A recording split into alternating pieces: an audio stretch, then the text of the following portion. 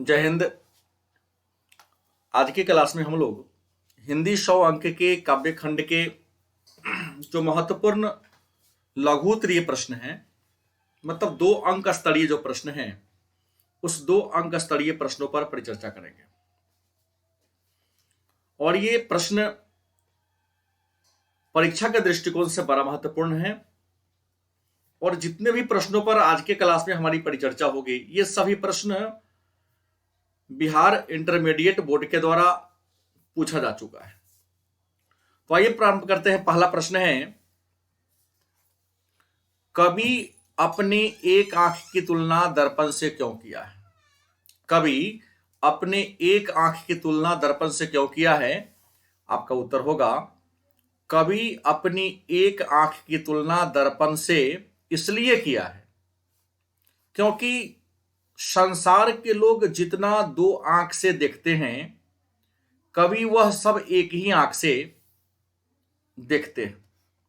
दूसरी ओर उनका एक आंख निर्मल है, जिससे प्रकृति की केवल वास्तविकता ही दिखता है। इसीलिए कवि ने अपने एक आंख की तुलना दर्पण से किया है। दूसरा प्रश्न है, दूसरे करवक का सौंदर्य स्पष्ट करे या दूसरे करवक का भाव स्पष्ट करे। आप लिखेंगे, दूसरे करवक में कवि ने कहा है, यह कविता हमने रचकर सुनाया है। जिसने भी इस कविता को सुना वह प्रेम का पीरा पा गया। इस प्रेम गाथा को रक्त की लई से जोड़कर लगाकर जोड़ा गया है, आंसुओं से भिगोया गया है। मन को यह समझाकर कविता रचा कि जगत में मैं रहूं या ना रहूं, यह निशानी रह जाएगी। क्योंकि अब रतन सेन जैसा कोई राजा नहीं है और सुग्गा जैसा बुद्धि लेकर जन्मा कोई व्यक्ति नहीं है। अलाउद्दीन जैसा कोई सुल्तान नहीं है। राघव चेतन जैसा कोई व्यक्ति नहीं है जो पद्मिनी के सुंदरता का बखान करे। अब इस संसार में कोई नहीं है, बल्कि उनका नाम और यश रह गया है। जिस तरह फूल के झड़ जाने के बाद भी उसका सुगंध रहता है। अगला पद है, सूरदास के प्रथम पद का भावार्थ लिखें।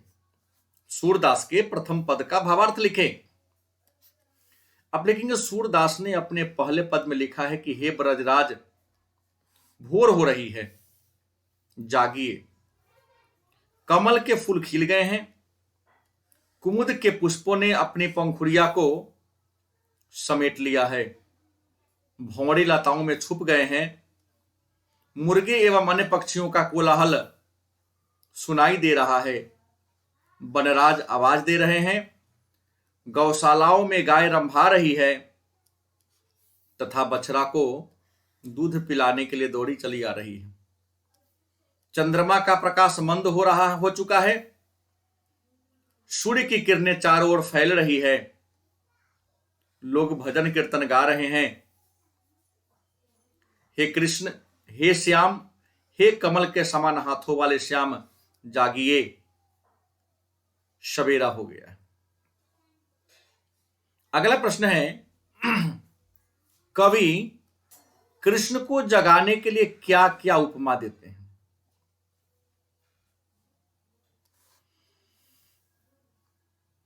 ब्रजराज कुमार, भोर हो रही है, जगिए, और उपमा देते हैं, कमल के फूल खिल गए हैं, कुमुद के फूलों ने अपनी पंखुड़ियां समेट लिया है, भंवरी लताओं में छिप गए हैं, मुर्गे और अन्य पक्षियां कोलाहल कर रहे हैं, वनराज आवाज दे रहे हैं, चंद्रमा का प्रकाश मलिन हो चुका है, सूर्य का प्रकाश चारों ओर फैल रहा है, गौशाला में गाय रंभा रही है और बच्चे को दूध पिलाने की दौड़ी चली आ रही है।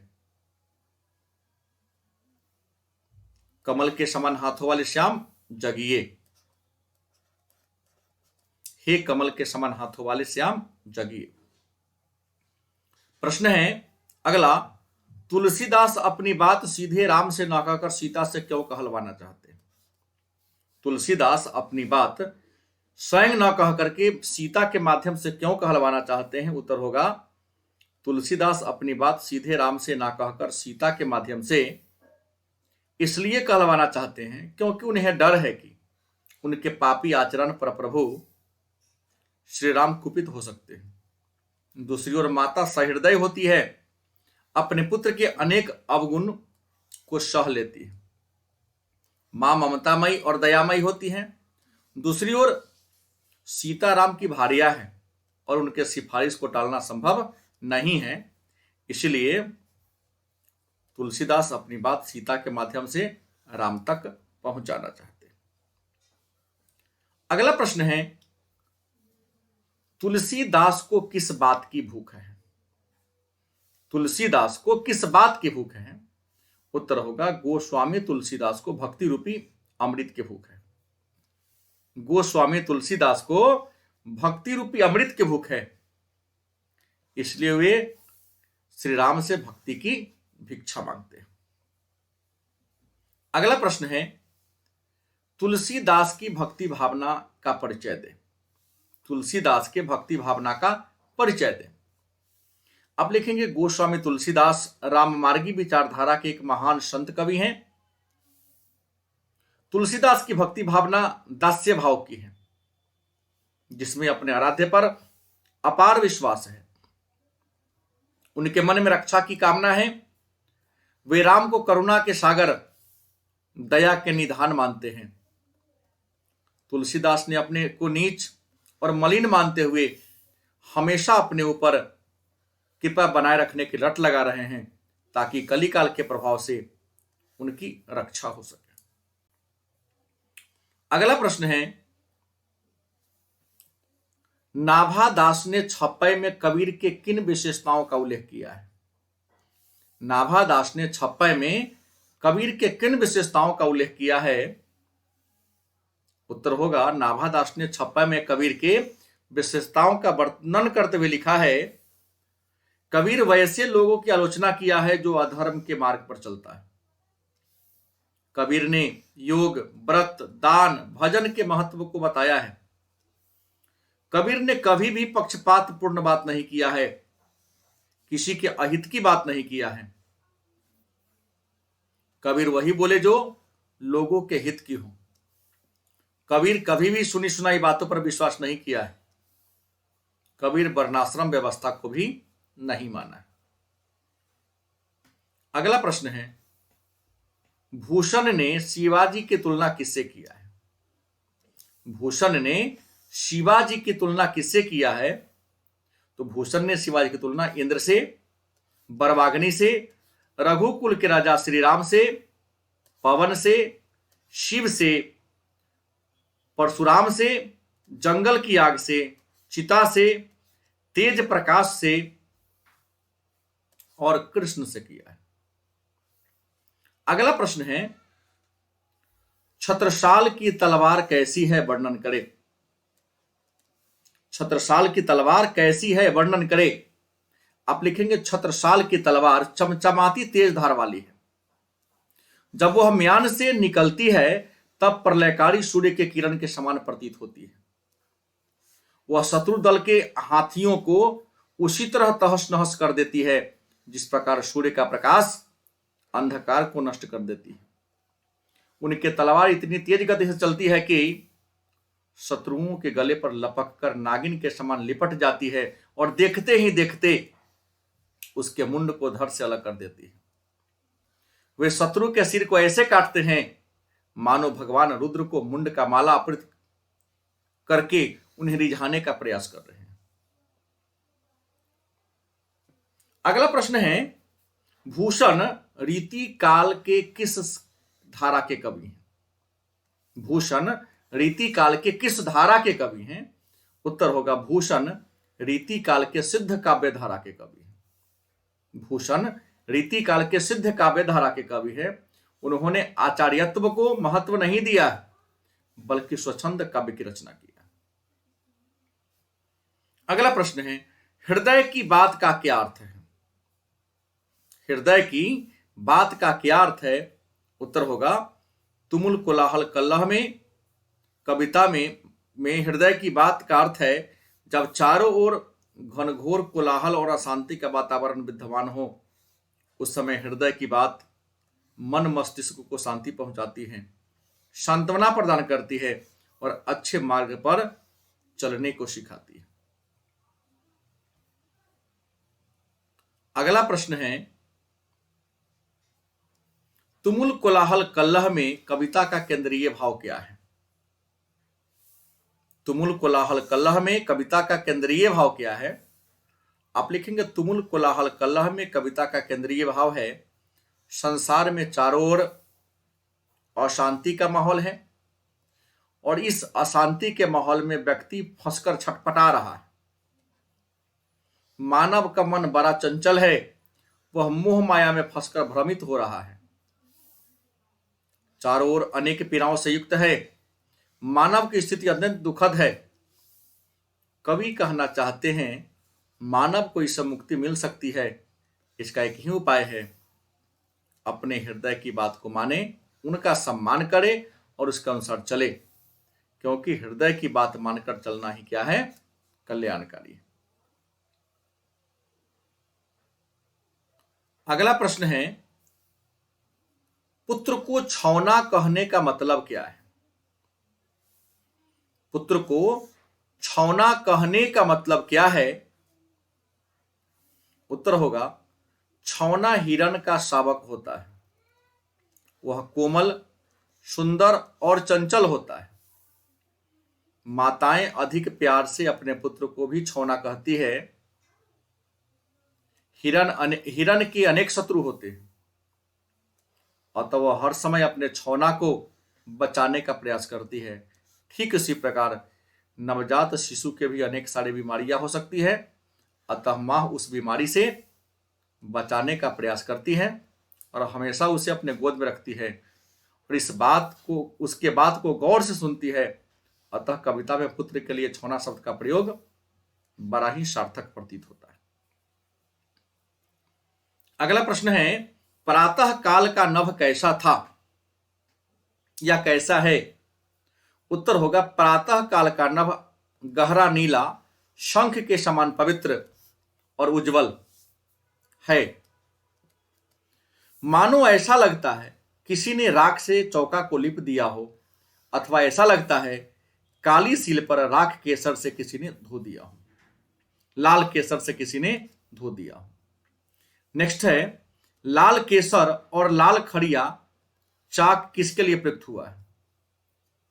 लाल केसर, लाल खड़िया चाक किसके लिए प्रयुक्त हुआ है? उत्तर होगा शमशेर बहादुर सिंह द्वारा रचित उषा शीर्षक कविता में लाल केसर और लाल खड़िया चौक का प्रयोग आकाश के स्वरूप के लिए हुआ। अगला प्रश्न है, नील जल में किसकी गौर देह हिल रही है? नील जल में किसकी गौर देह हिल रही है? उत्तर होगा नील जल में गौरांगना के देह हिलती दिखाई दे रही है। कविता में जल नीला है और गौर देह सूर्य निकलते हुए सूर्य का प्रतीक है और हवा से सूर्य के आभा मतलब होता है प्रकाश का झिलमिलाना स्वाभाविक है। अगला प्रश्न है, कवि ने सितारे को भयानक क्यों कहा है? सितारे का इशारा किस ओर है? कवि ने सितारे को भयानक क्यों कहा है? सितारे का इशारा किस ओर है? उत्तर होगा जन जन के चेहरा एक कविता में कवि ने जनता को सितारा का प्रतीक माना है और सितारा को भयानक इसलिए कहा है क्योंकि जनता वह शक्ति है जो किसी देश का निर्माण करते हैं। जब शोषक, पीड़क, जन विरोधी वर्ग जनता रूपी सितारे को छेड़ता है तो जनता रूपी सितारा विकराल रूप धारण करके उसका नाश कर देती है, अर्थात सत्ता से हटा देती है। इसलिए कवि ने सितारे को अर्थात जनता को भयानक कहा है। अगला प्रश्न है, समूची दुनिया में जन जन का युद्ध क्यों चल रहा है? समूची दुनिया में मतलब संपूर्ण विश्व में जन जन का युद्ध क्यों चल रहा है? आपका उत्तर होगा समूची दुनिया में जन जन का युद्ध इसलिए चल रहा है कि समाज दो वर्ग में बटा हुआ है। पहला पूंजीपति वर्ग, दूसरा मजदूर वर्ग।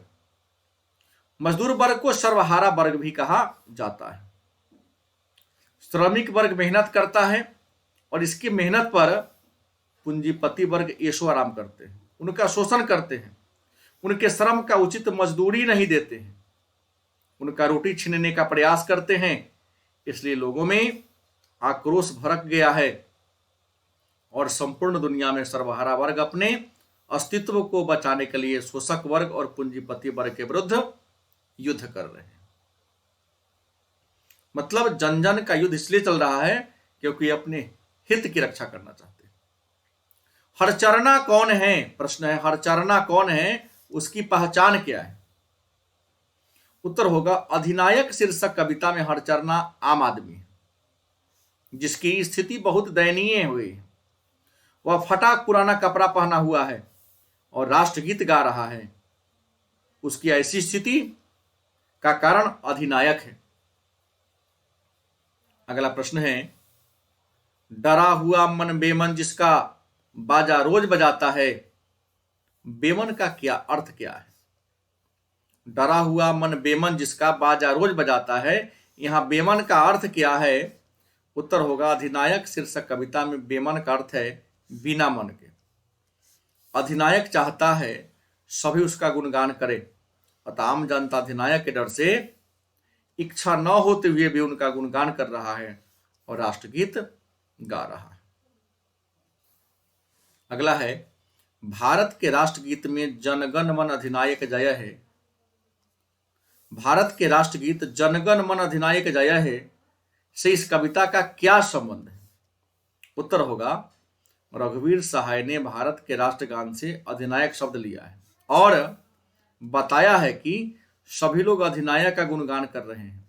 हालांकि भारत में लोकतंत्र है, लेकिन कवि कविता में अधिनायक शब्द का प्रयोग उसके लिए किया है जो जनता को लूट रही है, उसका शोषण कर रहा है।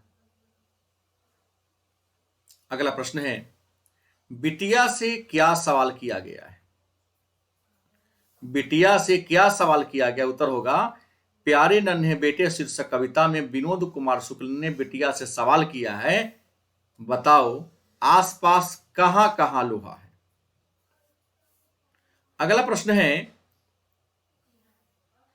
कवि लोहे की पहचान किस रूप में कराते हैं? यही पहचान उनकी पत्नी किस रूप में कराती है?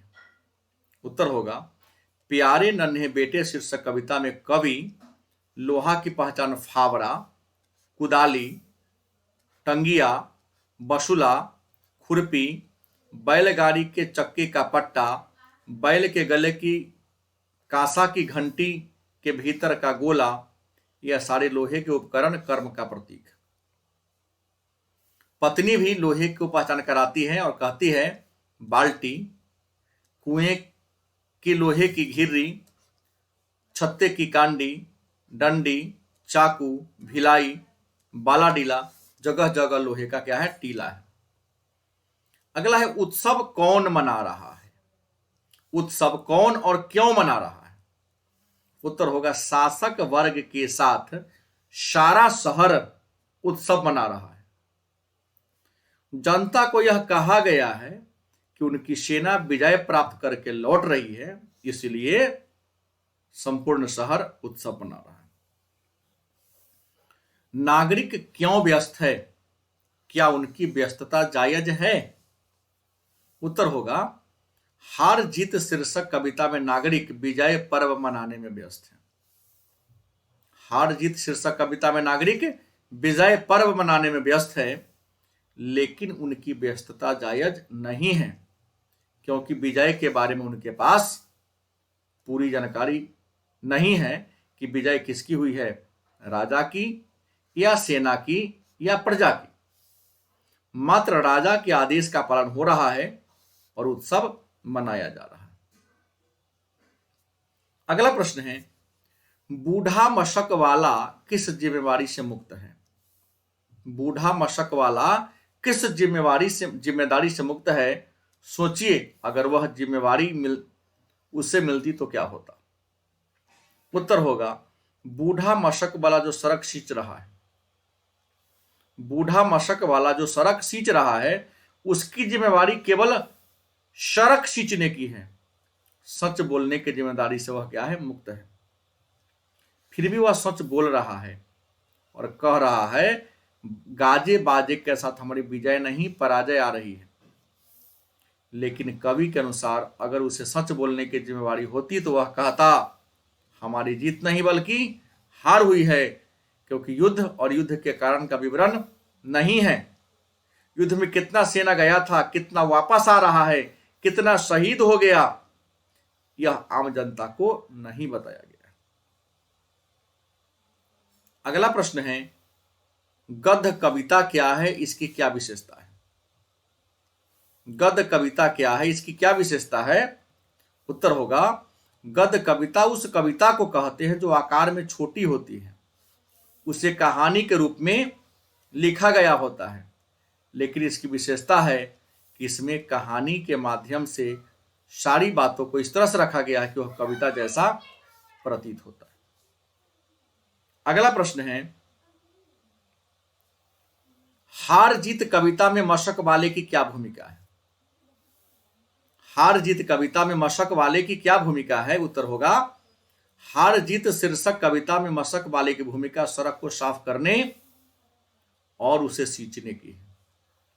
हार जीत शीर्षक कविता में मशक वाले की भूमिका सड़क को साफ करने की है, उसे सींचने की है, ताकि सड़क का धूल विजय प्राप्त करके लौट रही सेना के ऊपर ना पड़ जाए।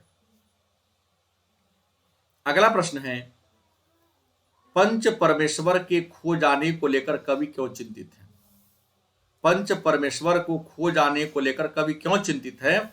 उत्तर होगा गांव के घर शीर्षक कविता में पंच परमेश्वर के खो जाने का कवि को भय इसलिए है क्योंकि पंच में परमेश्वर का वास माना जाता है, उसका न्याय ईश्वरीय न्याय होता है। लेकिन अब न्याय नहीं अन्याय हो रहा है, सारी परंपराएं मिटती जा रही है, जीवन का मूल्य नष्ट हो रहा है। अब पंच है लेकिन उसमें परमेश्वर नहीं है, वह भ्रष्टाचारी बन गया है, वह बिक गया है, बदल गया है और डर कर अन्याय का साथ दे रही है। इसलिए कवि को डर है कि अब गरीबों को न्याय नहीं मिलेगा। अगला प्रश्न है गांव के घर की रीढ़ क्यों झुरझुराती है, इस झुरझुराहट का कारण क्या है। उत्तर होगा कवि ज्ञानेंद्र पति के अनुसार गांव स्वर्ग माना जाता है। गांव का जीवन पवित्र, सौम्य, सांस्कृतिक परिवेश से युक्त और मूल्य आधारित होता है। पंच परमेश्वर था, अब सब बदल चुका है। चकाचौंध के आलोक में गांव खो गया है। अब गांव ढूंढने से भी नहीं मिलता है, उसका केवल नाम रह गया है। अब वहां टिकुली साटने का गोंद नहीं मिलता है। आल्हा रुदल, होरी, बिरहा, चैती सब गुम हो गया है। पंच खो गया है, अदालत उग्र हो गया है, लड़ाई झगड़ा बढ़ गया है, लोगों का विचार दूषित हो गया है। अब गांव में न शांति है, न सौम्यता है, न आशा है, न विश्वास है, न समर्पण है, न समन्वय है। यही कारण है कि गांव के घर की रीढ़ झुरझुरा रही है। तो ये रहा काव्यखंड के अति महत्वपूर्ण 2 अंक स्तरीय प्रश्न, और निश्चित तौर पे काव्यखंड से 2 अंक स्तरीय सारे प्रश्न इसी वीडियो से पूछा जाएगा। तो आज के क्लास में इतना ही, धन्यवाद।